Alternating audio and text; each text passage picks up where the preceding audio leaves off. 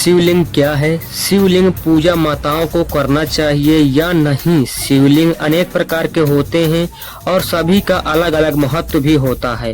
भगवान शिव की भक्ति का प्रमुख माह सावन है, जो संपूर्ण सृष्टि में पूरी श्रद्धा से मनाया जाता है। वेदों के अनुसार शिवलिंग की उत्पत्ति कैसे हुई है, क्यों की जाती है शिवलिंग की पूजा? आपके भी मन में कभी न कभी यह सवाल जरूर आया होगा। शिवलिंग की पूजा सही है या गलत है? आज हम जानेंगे इस वीडियो के माध्यम से, तो बने रहे हमारे इस वीडियो के अंत तक।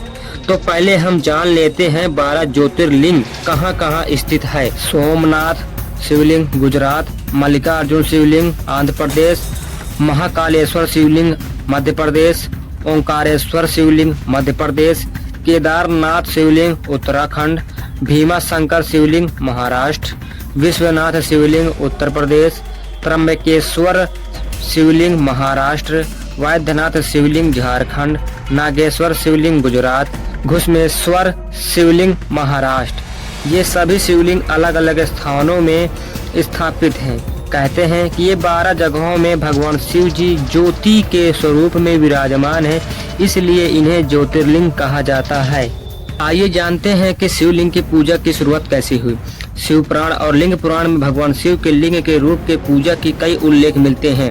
इन पुराणों में यह भी बताया गया है कि किस श्राप के कारण भगवान शिव का लिंग कट के धरती पर गिर गया था। तब से भगवान शिव को लिंग के रूप में पूजा जाने लगा है। शिव का लिंग जहाँ कटकर गिरा था वह स्थान जागेश्वर धाम कहलाता है। पौराणिक कथाओं में कहा गया है कि भगवान शिव जागेश्वर के निकट दंडेश्वर में तपस्या कर रहे थे। इस बीच सप्त ऋषियों की पत्नियां वहां पहुंची और शिव के स्वरूप को देखकर मोहित हो गईं।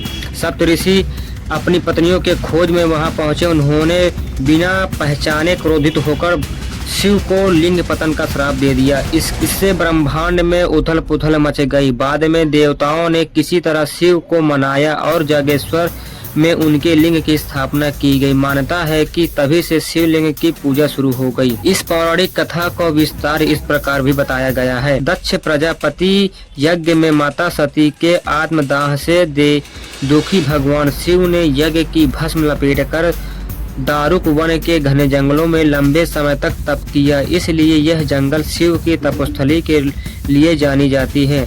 इन्हीं जंगलों में विशिष्ट आदि सप्त ऋषि आदि अपनी पत्नियों के साथ कुटिया बनाकर रहते थे। एक बार भगवान शिव ध्यान में लीन थे। उसी दौरान सप्त ऋषियों की पत्नियां जंगलों में कंद मूल फल एवं लकड़ी आदि के लिए गए तो उनकी नजर शिव पर पड़ी। भगवान शिव के इस स्वरूप को देखकर सप्त ऋषियों की पत्नियां शंकर भगवान पर मोहित हो गयी।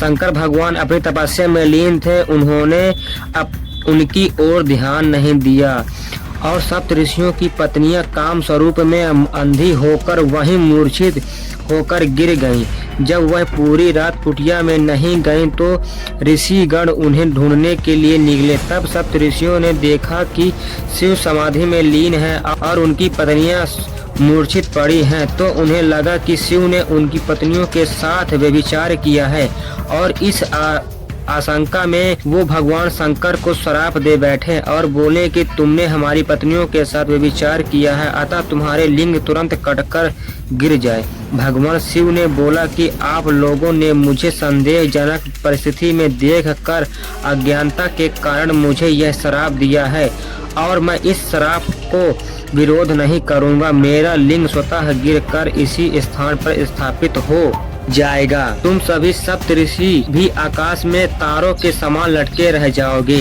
लिंग के भगवान से अलग होते ही संसार में कोहराम मच गया। ब्रह्मदेव ने इसके प्रकोप से बचाने के लिए ऋषियों को मां पार्वती की उपासना करने के लिए कहा। ब्रह्मदेव जानते थे कि शिव जी के इस तेज पर पार्वती जी ही धारण कर सकती हैं। ऋषियों ने मां पार्वती की उपासना की। पार्वती जी ने योनि के रूप में भगवान शिव के लिंग को धारण कर लिया। इस प्रकार यह शिवलिंग की स्थापना हो गई। पौराणिक मान्यताओं के अनुसार सबसे पहले शिवलिंग का पूजन जागेश्वर से ही प्रारंभ हुआ। मानसरोवर की यात्रा में निकले वाले भक्त इस धाम की अर्चना करके आगे बढ़ जाते हैं। कई पुराणों में इस जगह का उल्लेख मिलता है। जागेश्वर धाम अल्मोड़ा से 29 किलोमीटर दूर देवधार के घने जंगलों में बसा हुआ है। कहते हैं मनुष्य वैद्यनाथ ज्योतिर्लिंग न जा पाए, काशी हरिद्वार भी न जा पाए तो जागेश्वर धाम में भगवान शिव के दर्शन जरूर करें। कहते हैं देवादिदेव भगवान शिव और मां पार्वती के साथ आज भी वृक्ष के रूप में विद्यमान हैं और तभी से यह शिवलिंग की पूजा प्रारंभ हो गई।